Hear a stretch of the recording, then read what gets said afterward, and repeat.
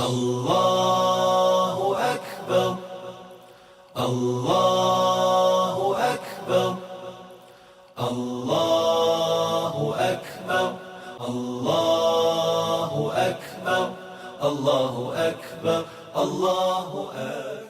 Assalamu alaikum wa rahmatullahi wa barakatuh. All praise is due to Allah, God the Almighty, and may peace and blessings be upon His last and final messenger, Muhammad sallallahu alaihi wasallam. I once again bear witness that there is no object worthy of worship except Allah, and that Muhammad is the servant and messenger of Allah. By the grace of Allah, it pleases me once again to present to you, dear listener, the Fortress of TAWHEED, a program that shows you the way to a better understanding of the oneness of Allah, God the Almighty, and how to safeguard the belief in Allah, the one and only true God, worth of worship. In the previous edition of the Fortress of TAWHEED, we had a lengthy discussion on the prohibited practices that may lead into deficiencies of one's belief in TAWHEED, rendering it nullified. This means such practices act as traps to persuade the bearer of TAWHEED to fall into SHIRK. In this regard, one needs to realize the meaning of TAWHEED so as to appreciate the Islamic belief in monotheism and the urge to keep TAWHEED upright and free from deficiencies. The meaning of SHIRK. The word shirk in Arabic means taking a partner, that is, regarding someone as the partner of another. It is said in Arabic, ashraka baynahuma. He joined them together when he regarded them as two of equal status. Or ashraka fi amrihi ghayrahu. He introduced another into his affair when he made two people involved into it. Now, in terms of Sharia or Islamic terminology, shirk means ascribing a partner or rival to Allah in lordship, al-rububiyyah, worship, or in His names and attributes. A rival is a peer or counterpart. Hence, Allah forbids setting up rivals with Him, and He condemns those who take these purported rivals as gods instead of or besides Allah in many verses of the Quran. The following verse of the Quran says it all. فَلَا تَجْعَلُوا لِلَّهِ أَنْدَادًا وَأَنْتُمْ تَعْلَمُونَ. Then do not set up rivals unto Allah in worship, while you know that He alone has the right to be worshipped. Quran 2, verse 22. The Quran also makes a mention of the consequences of defying this order in the following verse. وَجَعَلُوا لِلَّهِ أَنْدَادًا لِيُضِلُّوا عَنْ سَبِيلِهِ قُلْ تَمَتَّعُوا فَإِنَّ مَصِيرَكُمْ إِلَى النَّارِ. And they set up rivals to Allah to mislead people from His path. Say, enjoy your brief life, but certainly your destination is the hellfire. Quran 14, verse 30. The Messenger of Allah sallallahu alaihi wasallam did not mince his words in this regard. In the hadith, it is narrated that the Prophet, peace and blessings of Allah be upon him, said, whoever dies while claiming that Allah has a rival will enter hell. Reported by Bukhari and Muslim. It should also be stated clearly here that shirk does not only imply that an entity be equated with Allah or be reckoned as His counterpart or rival, but it goes much further to include the things and manners which Allah has made them peculiar to His qualities and that represent the signs of worshipping and obeisance which He, Allah, has specified for His servants to observe for Him alone. It should also be stated clearly here that shirk does not only imply that an entity be equated with Allah or be reckoned as His counterpart or rival, but it goes much further to include the things and manners which Allah has made them peculiar to His qualities and that represent the signs of worshipping and obeisance which He, Allah, has specified for His servants to observe for Him alone. In case someone observes those signs and exhibits them in front of any other entity whatsoever other than Allah, he or she practically and by Sharia definition of the term will have committed shirk. This practice includes making prostrations, sacrificing an animal, making vows, and calling upon for refuge in distress. Prostration is particularized to be performed for the sake of Allah only. Animal sacrifice is done for Him alone. Vows are made to Him alone. He is the one who in times of distress is called upon. Allah is the omnipotent and all-powerful, and He is the supreme authority over everything. If any of these qualities are ascribed to any other entity other than Allah, it is known as shirk, if such an entity is regarded as inferior to Allah or is reckoned to be a creature or slave of Allah. Therefore, all such beings and entities like prophet, saint, jinn, Satan, ghost, etc., shall all be treated equally in this matter, that whoever considers them as having divine powers commits an act of shirk, and the doer of such a thing becomes a mushrik, the one who associates partners with Allah. Hence, it is understandable why Allah brought down his wrath on the Jews and Christians, even though they did not practice idolatry, but treated their prophets and saints in a similar manner, that is, they attributed to them the qualities which are purely divine in nature. The Quran states, اتخذوا أحبارهم ورهبانهم أربابا من دون الله والمسيح ابن مريم وما أمروا إلا ليعبدوا إلها واحدا لا إله إلا هو سبحانه عما يشركون. They, Jews and Christians, took their rabbis and their monks to be their lords besides Allah, by obeying them in things which they made lawful or unlawful according to their desires, without being ordered by Allah, and they also took as their Lord Messiah, son of Mary, while they, Jews and Christians, were commanded in the Torah and the Gospel to worship none but one God, Allah. None has the right to be worshipped but He. Praise and glory belong unto Him. Far above is He from having the partners they associate with Him. Quran 9, verse 31. This means that even these people of the book considered Allah as the most supreme Lord, but besides that, they also gave their recognition to other mean lords, which are their priests and monks. These people were never instructed to commit such acts of shirk. Allah is all alone, worth of being worshipped. He has no partners. Everyone, whether big or small, are none but His helpless servants, as confirmed by the Quran in the following verse. إن كل من في السماوات والأرض إلا آتي الرحمن عبدا لقد أحصاهم وعدهم عدا وكلهم آتيه يوم القيامة فردا. There is none in the heavens and earth, but comes unto the most beneficent Allah as a servant. Verily, He knows each one of them, and has counted them a full counting. Every one of them will come to Him alone on the day of resurrection, without any helper or protector or defender. Quran 19, verses 93 to 95. This clearly indicates and confirms that regardless whether a creature happens to be an angel or a human being, it carries a status of no more than being a servant before Allah. A servant lies under an absolute hegemony of Allah, and therefore is completely helpless and powerless. Everything lies under Allah's control. He gives nobody under anyone's control. Everyone shall have to appear in His presence to account for his deeds. No one will advocate for anyone there, nor one could lend his support to anyone else. There are hundreds of verses mentioned in this regard in the Noble Quran. Whosoever understands them clearly shall have a clear understanding of the concept of shirk and tawheed, insha'Allah. Thus, it is very important to gain knowledge about the characteristics which Allah has made them peculiar to Himself, so that none of these characteristics and attributes are attributed to any other else. Truly, shirk is great oppression. Allah will forgive any sin of the servant except shirk. Whoever committed shirk, indeed Allah has forbidden paradise for him, and hellfire will be his abode. The Noble Quran states, إن الله لا يغفر أن يشرك به ويغفر ما دون ذلك لمن يشاء. Indeed, Allah does not forgive association with Him, but He forgives what is less than that for whom He wills. Quran 4, verse 48. With this explanation, it is prudent for every wise and religiously committed person to fear shirk for himself and turn to his Lord, asking Allah to help him avoid shirk, just like Prophet Ibrahim alayhi salam, who, according to the Quran, prayed to Allah saying, وَاجْنُبْنِي وَبَنِيَّ أَن نَعْبُدَ الْأَصْنَامَ, and keep me and my sons away from worshipping idols. Quran 14, verse 35. So the sincere believer's fear of shirk should increase, as should his desire for his Lord to keep him away from it. Categories of shirk.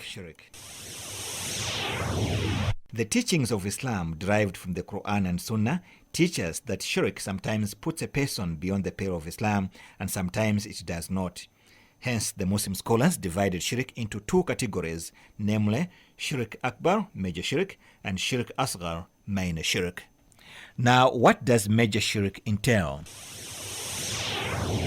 This category of shirk entails ascribing to someone other than Allah something that belongs only to Allah, such as lordship, rububiyyah, divinity, uluhiyya, and the divine names and attributes, al-asma wa sifat. This kind of shirk may sometimes be outward, such as the worshipping of idols and graves or the dead, or it may sometimes be inward and hidden, such as those who put their trust in other gods besides Allah, or they are simply hypocrites. For even though their hypocrisy puts them beyond the pale of Islam, the result of which they will abide forever in hell, it is a hidden shirk because they make an outward display of Islam and conceal their disbelief and shirk. So they are inwardly mushriks but not outwardly. Major shirk may further be divided into three forms. It would take the form of beliefs, such as the belief that there is someone else who creates, gives life and death, reigns and controls the affairs of the universe along with Allah. Or the belief that there is someone else who must be obeyed absolutely besides Allah, so they will obey that particular individual in all matters regarding the lawful and the unlawful, whatever he wants, even if that goes against the decree of Allah. Or they may associate others with Allah in love and veneration by loving a created being in the same manner they would love Allah. This is the kind of shirk that Allah does not forgive, and the Quran speaks about it in this manner. وَمِنَ النَّاسِ مَن يَتَّخِذُ مِن دُونِ اللَّهِ أَندَادًا يُحِبُّونَهُمْ كَحُبِّ اللَّهِ. And of mankind are some who take for worship others besides Allah as rivals to Allah. They love them as they love Allah. Quran 2 verse 165. Or the belief that there are those who know the unseen just like Allah does. It is also shirk to believe that there is someone who bestows mercy in a manner that is befitting only for Allah, so he shows mercy as Allah does and forgives sins and overlooks the evil deeds of his worshippers. The second form of the major shirk takes shape in a form of words. This could be referred to those who make dua or pray to someone other than Allah, or seek his help or seek refuge with him with regard to matters over which no one has control except Allah. Whether the person called upon is a prophet, a saint, an angel, or a jinn, or some other created being. This is a form of major shirk which puts one beyond the pale of Islam. This form of major shirk could also be referred to those who make fun of religion or who liken Allah to his creation or say there is another creator, provider, or controller besides Allah. All these are major shirk and a grave sin that cannot be forgiven. Allahu Akbar, Allahu Akbar, Allahu Akbar, Allahu Akbar. The third form of major shirk is the one that takes the shape of actions. This entails the practice of sacrificing, praying, or prostrating to something other than Allah, or legislating laws to replace the rulings of Allah and making them a focal point to which people are obliged to refer to for judgment. This form of major shirk also includes supporting non-Muslims and helping them in their fight against Muslims or believers. All these actions put the perpetrators beyond the pale of Islam. In summary, this category of shirk, the major shirk, comprises of three forms which take their shape in the form of beliefs, words, and actions. As said earlier, this category attracts unforgivable sin on the day of judgment unless one sincerely repents before facing death. The minor shirk, ash-shirk al-asghar. This is the second category of shirk, and it includes everything that may lead to major shirk or which is described in the texts as being shirk but does not reach the extent of being classified as major shirk. Minor shirk would be divided into two types, the first of which is to be emotionally attached to some means which have no basis and for which Allah has not given permission, such as hanging up beads, metal, piece of paper, etc., with the belief that they offer protection or that they ward off evil of the eye. But Allah has not made them the means of such protection, as there is no supporting evidence or authentication, neither from the Sharia nor according to the laws of the universe. The second type of minor shirk is to offer deep respect to some people or things in a way that does not go so far as ascribing lordship to them, yet one would be considered to have committed shirk by swearing in their names other than in the name of Allah, or saying, "Were it not for Allah and so, I would have been dead by now," etc., meaning that Allah alone would not have managed to save my life had it not been that so and so gave a helping hand.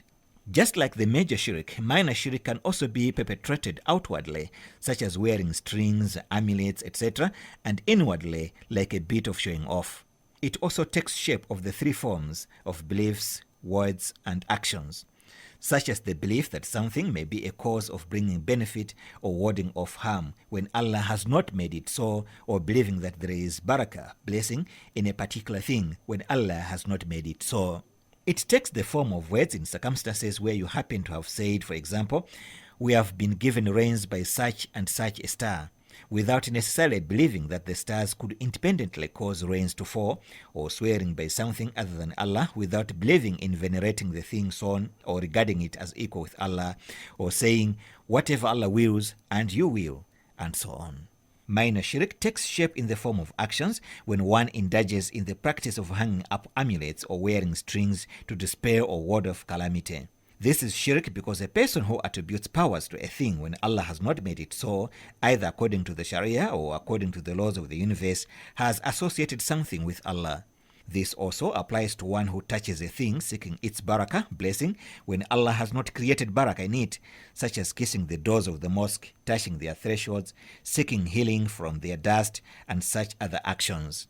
This is a brief outline of the categories of shirk, during which we had a look at the major shirk, shirk akbar, and the minor shirk, shirk asghar. What is now expected of you and me is to avoid polytheism, shirk, in both its major and minor forms. Remember, shirk is the greatest sin of all, since it is a transgression against the unique rights of Allah, which are to be worshipped and obeyed alone, with no partner or associate. Hence, Allah has decreed that polytheists will abide forever in hell, and has told us that He will not forgive them. إن الله لا يغفر أن يشرك به ويغفر ما دون ذلك لمن يشاء ومن يشرك بالله فقد افترى إثما عظيما. Verily, Allah forgives not that partners should be set up with Him in worship, but He forgives except that anything else to whom He wills, and whoever sets up partners with Allah in worship has indeed inverted a tremendous sin. Quran 4 verse 48. The Noble Quran also states, "Innahu man yushrik billahi faqad harrama Allahu alayhi al-jannah wa ma'awahu an-nar." Verily, whosoever sets up partners in worship with Allah, then Allah has forbidden paradise to him, and the fire will be his abode. Quran 5 verse 72. That's all I had for you in today's edition of the Fortress of Tawheed, and once again, Assalamu alaikum. عصياني وذنبي اغفر لي يا ربي، عصياني وذنبي الدمع في عيني، فارحمني يا الله الدمع في عيني، فارحمني يا الله اغفر لي يا ربي، عصياني وذنبي اغفر لي يا ربي، عصياني وذنبي الدمع في عيني، فارحمني يا الله الدمع في عيني، فارحمني يا الله. يا خالق الأكوان يا منزل القرآن، يا خالق الأكوان يا منزل القرآن، زدني من الإيمان الله يا الله. يا خالق الأكوان يا منزل القرآن، يا خالق الأكوان يا منزل القرآن، زدني من الإيمان الله يا الله. الدين ناداني للخير أوصاني، الدين ناداني للخير أوصاني، والذنب أضناني يا خالق الأكوان، والذنب أضناني يا خالق الأكوان. الدين ناداني للخير أوصاني، الدين ناداني للخير أوصاني، والذنب أضناني يا خالق الأكوان، والذنب أضناني يا خالق الأكوان. يا خالق الأكوان يا منزل القرآن، يا خالق الأكوان يا منزل القرآن، زدني من الإيمان الله يا الله. يا خالق الأكوان يا منزل القرآن، يا خالق الأكوان يا منزل القرآن، زدني من الإيمان الله يا الله. يا كاشف البلوى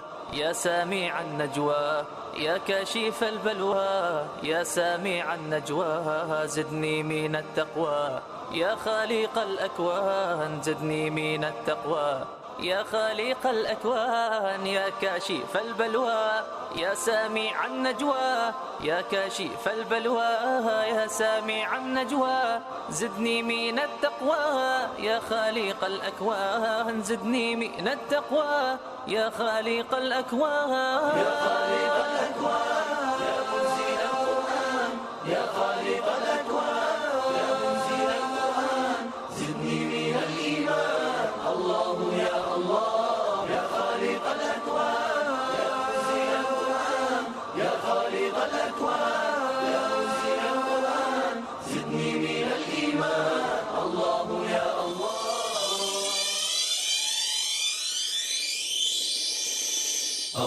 الله أكبر الله أكبر الله أكبر الله أكبر الله أكبر الله أكبر.